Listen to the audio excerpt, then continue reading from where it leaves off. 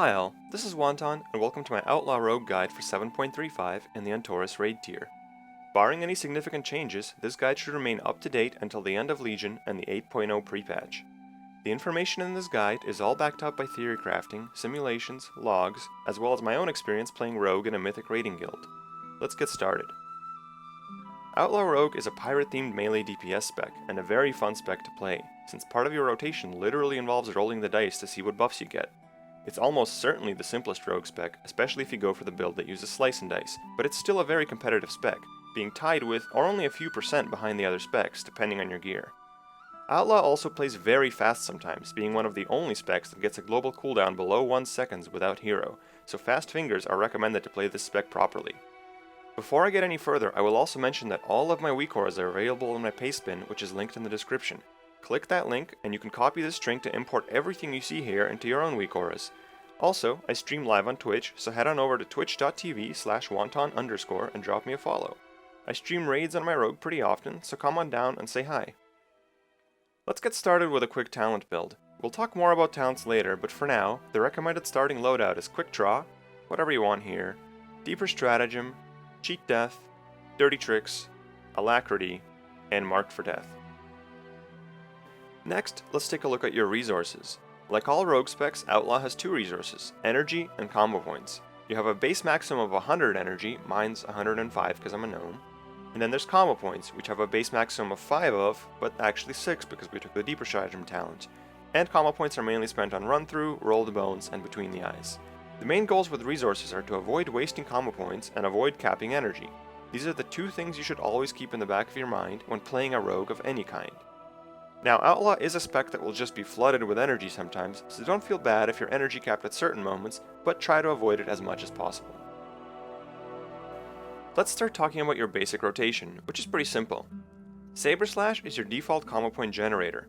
For 50 energy, it gives 1 combo point, but it also has a chance to hit twice, in which case it'll give 2 combo points, and give you a proc called Opportunity that'll make your next pistol shot cost no energy. Use Saber Slash whenever you're at less than 5 combo points. Pistol Shot is a ranged generator, which gives 1 combo point for 40 energy. Unless you're out of range and about to cap energy, this should not be used on its own as its damage is kinda low compared to Saber Slash, and it has no chance to double strike. However, whenever Saber Slash double strikes and you get the Opportunity proc, which will show up as a sort of orange flame on your screen, you can use Pistol Shot, which because of the Quick Draw talent, will actually generate 2 combo points. Use these procs when you're at less than 5 combo points as soon as possible so that nothing is wasted. Ambush is another generator that can only be used out of stealth, but it generates 2 combo points, and with the Hidden Blade artifact trait, also guarantees that your next Saber Slash will double strike. Ambush should be used out of stealth and whenever you vanish. Now that you've built 5 to 6 combo points with a mix of Saber Slash and Pistol Shot, your default finisher is Run Through. This pretty simply does physical damage per combo point to your target and should be your default finisher. Also with the Greed artifact trait, Run Through has a 35% chance to make you explode? I guess it's supposed to be an AoE strike, but the animation and sound effect really just look like an explosion. Anyway, the Greed proc does AoE damage and heals you for 5% of your max health per target hit, which can be really noticeable in big AoE pulls. Between the Eyes is the ranged alternative to Run Through, which deals damage and stuns. Although this does less damage than Run Through, it's a ranged stun, which can be useful in dungeons. Also, if you have the legendary bracers, this should be used on cooldown because it will buff your next pistol shot to do triple damage. If you're hitting a boss which can't be stunned and you don't have the bracers, Between the Eyes can still be used if you roll the Shark-Infested Waters buff from Roll the Bones, as anytime you have more than about 40% crit, Between the Eyes will on average deal more damage than Run Through because of its 4 times crit multiplier.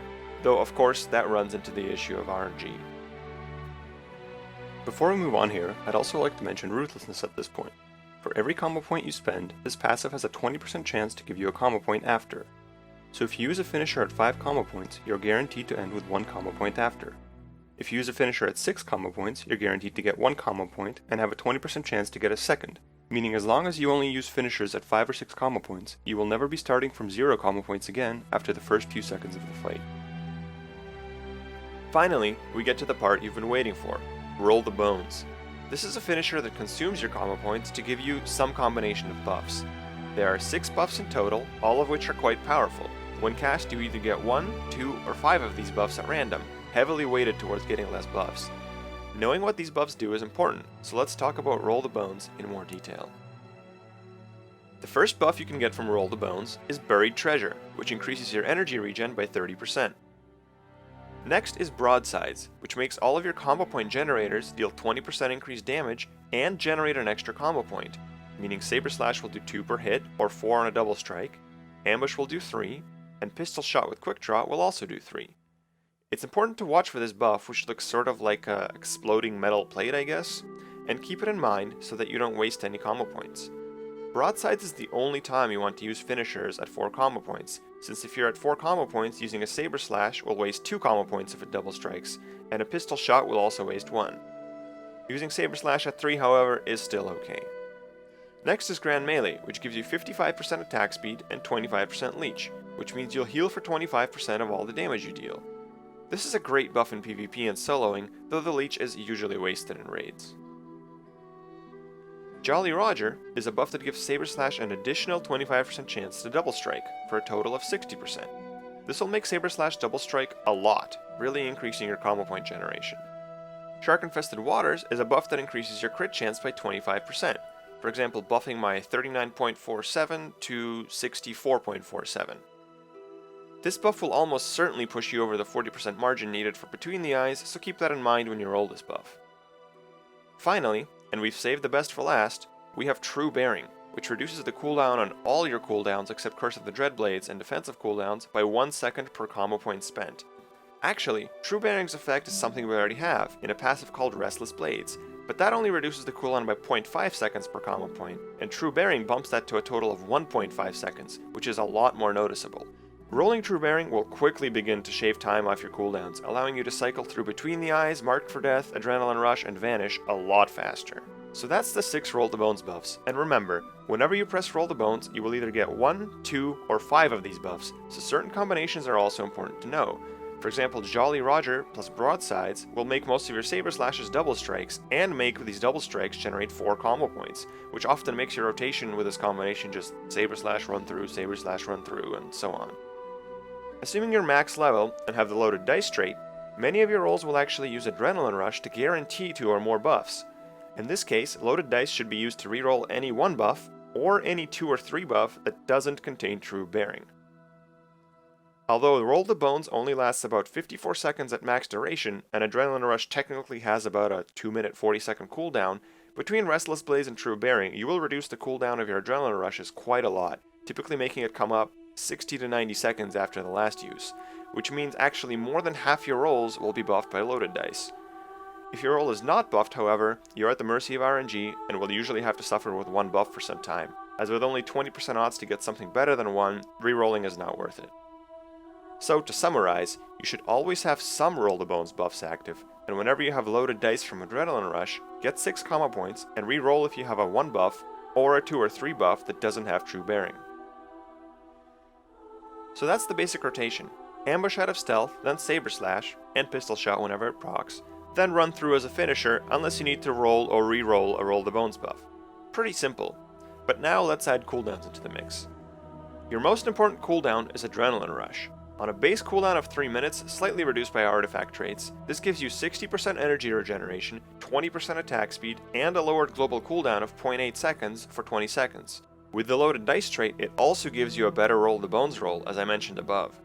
When this is active, the energy regen you get is massive, so be ready to spam your heart out, since you want to avoid energy capping. Adrenaline Rush should be used pretty much always on cooldown. Your next cooldown is Curse of the Dreadblades, your artifact active. A neat little active, this is one of the only DPS artifact actives that doesn't deal damage. Well, not to your enemy anyway. For 12 seconds, the Cursed Blade's Fate and Fortune give you 10% increased damage, and make it so that any combo point generator gives you max combo points. In exchange, the curse takes 5% of your current health anytime you use a finisher. Since this is a percentage of your current health, it can never kill you, but you can lose a little bit of health from this. The main use of this is for the combo point generation, so you want to use this with empty combo points, and then go into a rotation of generator, finisher, and so on until the spell ends. To get the most out of this, you want to be at 80 or more energy before you use this, or ideally to use it with Adrenaline Rush, when you basically have infinite energy. I will delay Curse up to about 10 seconds if Adrenaline Rush is coming up, but otherwise, just use it on cooldown.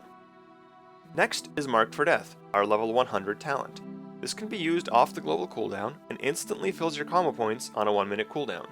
If the target dies in the next minute, then Marked for Death's cooldown will be reset. Interestingly, with Restless Blades or True Bearing, this can be used again before the minute is over, in which case you can have multiple targets marked for death, and if any of them die, then Marked for Death's cooldown will reset. On a purely single target raid boss, you can use this pre-pull and then just use it off cooldown. Where it really shines, however, is in dungeons or on raid bosses where you can use this to snipe ads. Use this on an ad that's about to die and you will very quickly have it reset, at which point you can use it again, and again, and again, getting tons of free combo points. I recommend putting this on a keybind that you're comfortable hitting quickly.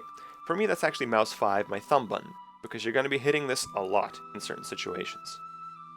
Finally, your last pseudo cooldown is Vanish, which lets you use an ambush on your target, which will proc Hidden Blade, giving you a couple free combo points. However, with the legendary shoulders, Vanish becomes really strong, as it will now give you 100% crit chance for 5 seconds. If you have the shoulders, then Vanish at 4 combo points, or 3 with broadsides, so you can immediately run through and get the most out of this crit buff. Now that we've looked at both rotation and cooldowns, let's put it together to figure out the best opener. Begin your opener by being Salt, of course. Use Marked for Death pre-pull, ideally at -18.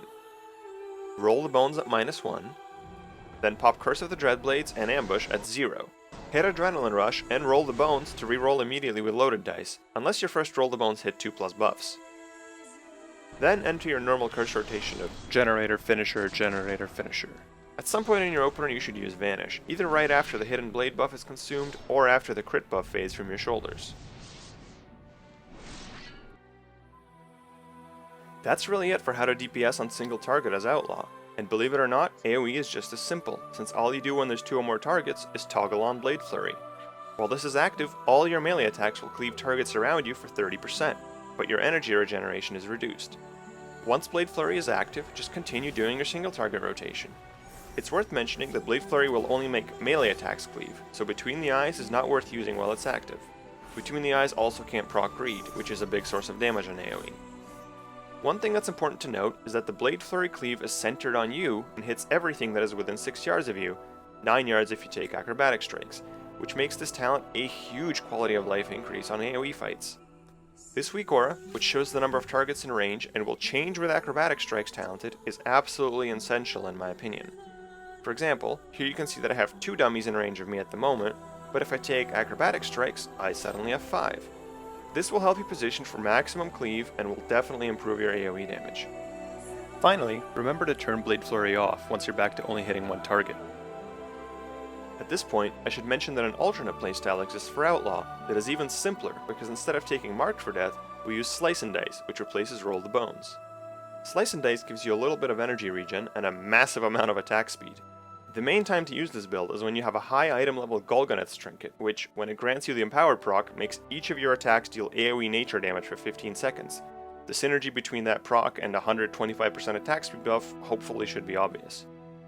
As a note, with Slice and Dice talented, the loaded dice trait actually makes Adrenaline Rush buff your next Slice and Dice by 30%, for a total of 19% energy regen, and an insane 162% attack speed, which basically turns you into a machine gun auto attack build.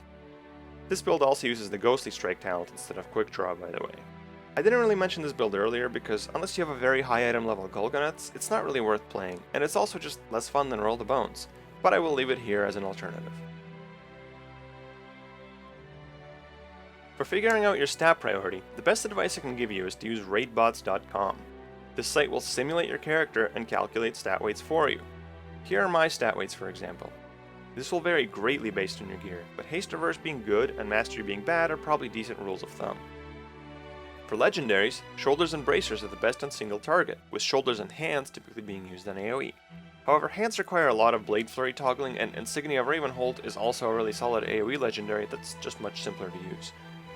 For trinkets, like I said, a Golgoneth's is really strong and pretty much mandatory if you want to play Slice and Dice. If you want to play Slice and Dice, the other insane trinket is Night Blooming Frond, but good luck getting that since it drops off a Botanist in Nighthold.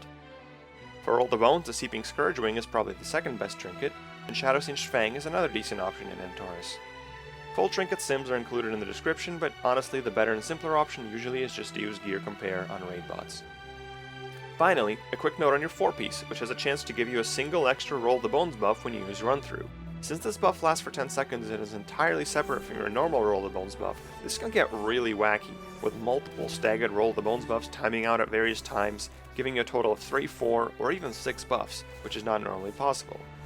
Rerolling while this is active will reroll the extra buff, but it will keep its short duration, so don't think you can cheese this somehow by rerolling a 10-second buff into a long one.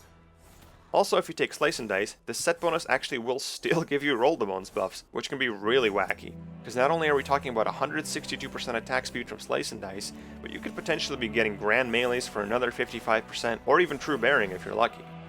This set bonus basically turns Outlaw into a complete RNG machine, so just strap in and enjoy the ride. Finally, the last thing I will talk about is relics. With the Netherlight Crucible and Titan Forging, there's millions of different relic combinations in Legion, but I can give you some rough advice. If you're playing Roll the Bones, Adrenaline Rush relics are really strong since getting more Adrenaline Rushes is so important with loaded dice. Otherwise, Run Through damage and increased chance to trigger your Mastery are also good for either build. Relic sims are constantly changing and never that accurate anyway, even if you use the Crucible Weights add-on, so if you're curious about relics, I just recommend using Relic Compare on raid bots. That's it for my Outlaw guide. If you enjoyed my style, leave a comment with what other guides you'd like to see me make. I play more than just Rogue after all. And if you like my content, I'd really appreciate if you subscribe here on YouTube and go follow me on Twitch, where I aim to stream pretty regularly. Thanks for watching.